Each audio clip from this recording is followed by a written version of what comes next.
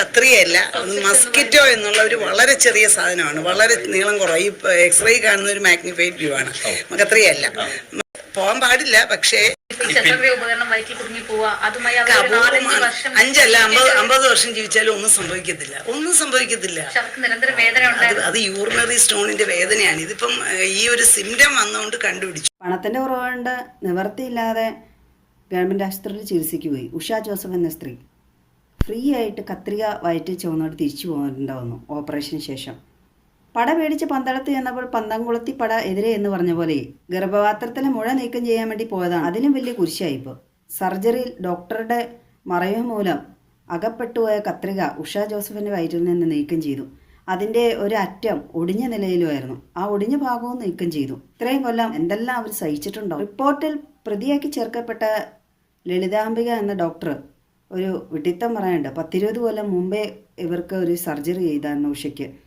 അന്നേരം വല്ല അകപ്പെട്ടായിരിക്കുന്നത്. അപ്പോൾ മാധ്യമപ്രവർത്തകൻ തിരിച്ചു ചോദിക്കുന്നുണ്ട്, ഇപ്പോൾ ആ സർജറി നടത്തിയപ്പോൾ ആ കത്രിക അന്നേരം അകപ്പെട്ടാണ് കാണപ്പെടേണ്ടതല്ലെന്ന്.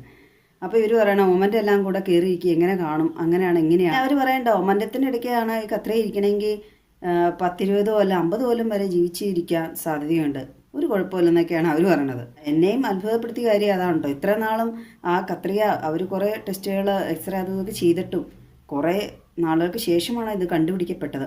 അപ്പോൾ ഈ ഡോക്ടർ പറയുന്നതിന് പ്രകാരമൊക്കെ ആണെങ്കിൽ ഞാൻ ആലോചിക്കണം, ഈ സ്വർഗുണമൊക്കെ ആ മാതിരി ആൾക്കാരെ ഒളിച്ചെടുത്തപ്പെടുകയില്ലേ, അതിനൊക്കെ ഇടയാക്കുകയില്ലേ ഈ ഡോക്ടറുടെയൊക്കെ വർത്തമാനം. ഞാൻ ഈ ഡോക്ടർ പറഞ്ഞ പ്രകാരം ഡോക്ടർക്ക് തന്നെ ആ മസ്കിറ്റോ, ഇവർ പറയണം നിസ്സാരമായിട്ടാണ് പറയണത്. മസ്കിറ്റോ പേര് പോലെ തന്നെ നിസ്സാരം ചെറുതാണെന്നാണ് പറയണത്.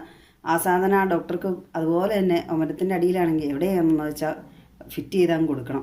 ഒരു 20 കൊല്ലം അങ്ങ് ജീവിക്കുക, അല്ല 50 കൊല്ലം അങ്ങ് ജീവിക്കുന്നും പറഞ്ഞു പറയാൻ എളുപ്പമാണല്ലോ. അവനവൻ്റെ ജീവിതത്തിൽ വരുമ്പോഴല്ലേ അനുഭവിക്കുമ്പോഴല്ലേ അത് അറിയാൻ കഴിയുള്ളൂ. റിപ്പോർട്ട് വന്നപ്പോൾ ഉഷയുടെ വയറ്റിൽ സർജറിക്ക് ശേഷം കത്രിക വെച്ച് മറന്നവർ രക്ഷപ്പെട്ടു. എല്ലാം കൂടെ ഒറ്റ പ്രതിയേ ഉള്ളൂ, റിട്ടയർ ആയിപ്പോയ ലളിതാംബിക എന്ന ആ ഡോക്ടർ. ഇപ്പോൾ എളുപ്പമുണ്ടല്ലോ, റിട്ടയർ ആയി, സസ്പെൻഷനില്ല, ഡിസ്മിസലും ഇല്ല. കുറ്റക്കാരായവരെ എന്തുകൊണ്ട് ഡിസ്മിസ് ചെയ്തില്ല എന്ന് പറഞ്ഞാൽ റിപ്പോർട്ടിൽ ആരാണ്ട് കൈവശം കൊടുത്ത പോലെയാണ് ഈ വീണ വായിക്കുന്ന ആൾക്ക്. മരുമോൾക്ക് പ്രസവവേദന, അമ്മായിമ്മയ്ക്ക് വീണ ആയിരിക്കുമോ ഇത്?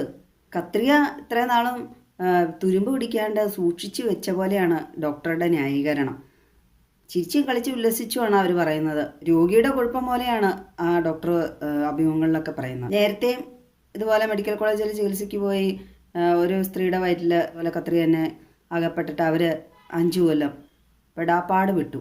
10-20 ലക്ഷം രൂപ അവർക്ക് പിന്നീട് ചിലവായി. നീണ്ട നിയമ പോരാട്ടത്തിനൊടുവിൽ ഒരു പ്രഖ്യാപനം അവർക്ക് കൊടുത്ത് 2 ലക്ഷം രൂപ കൊടുക്കാം സർക്കാർ.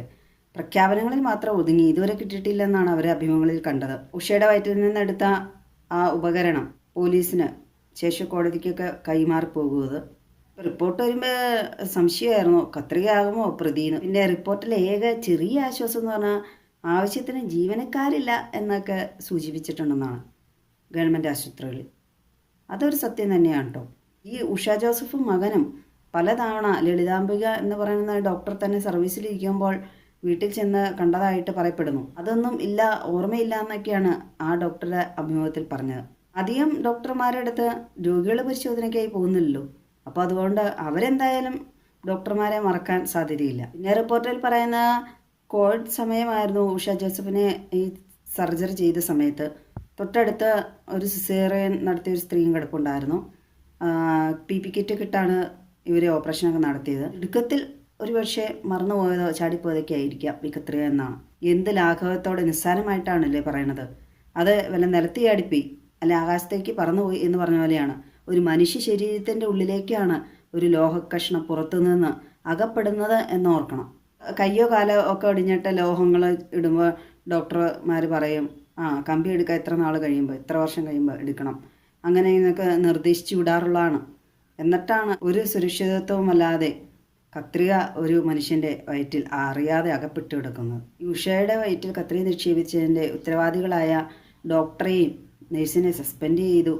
എന്നിട്ട് എന്താണ് പ്രയോജനം? ഉഷയ്ക്ക് അതിൽ നിന്ന് എന്തെങ്കിലും പ്രയോജനം ലഭിക്കും? ഈ തെറ്റിനെ ന്യായീകരിക്കുന്ന ഡോക്ടറെ അടുത്തൊന്നും അതിന് ഉത്തരവാദികളായിരുന്ന അടുത്തൊക്കെ നിന്ന് നഷ്ടപരിഹാരം ഉഷയ്ക്ക് വാങ്ങിച്ചു കൊടുക്കേണ്ടതാണ് സർക്കാർ തന്നെ. ലളിതാംബിക എന്ന ഡോക്ടറുടെ അഭിമുഖത്തിൽ അവർ തന്നെ പറയുന്നുണ്ട്, പ്രൈവറ്റ് ആശുപത്രികളിൽ ശസ്ത്രക്രിയാ ഉപകരണങ്ങളുടെ ചാർട്ട് അവിടെ നിർബന്ധമാണ്. അത് സൂക്ഷിക്കും, ഓപ്പറേഷന് മുമ്പും ശേഷവും എല്ലാം കാണാമെന്ന്. പക്ഷേ സർക്കാർ ആശുപത്രികളിൽ അങ്ങനെ ഒരു സംവിധാനമില്ല. അതും കൂടെ സർക്കാർ പരിഗണിക്കേണ്ടതാണ്. ഇതുപോലെ തെറ്റുകൾ ചെയ്തിട്ട് അവരെ ന്യായീകരിക്കാനും അവരെ തെറ്റുകൾ മറച്ചു പിടിക്കാനും അവരെ സപ്പോർട്ട് ചെയ്യാൻ ആളുകൾ ഉള്ളിടത്തോളം കാലം ഇതുപോലെയുള്ള മറവികൾ സർജറിക്ക് പോയി ശസ്ത്രക്രിയ ഉപകരണങ്ങളൊക്കെ ഫ്രീ കിട്ടുന്നതല്ല. പക്ഷേ ഇനിയും ആവർത്തിക്കുമായിരിക്കാം. ഒന്നും ഉണ്ടാവാതെ ഇരിക്കട്ടെ എന്ന് പ്രാർത്ഥിക്കാനേ നമുക്ക് കഴിയും.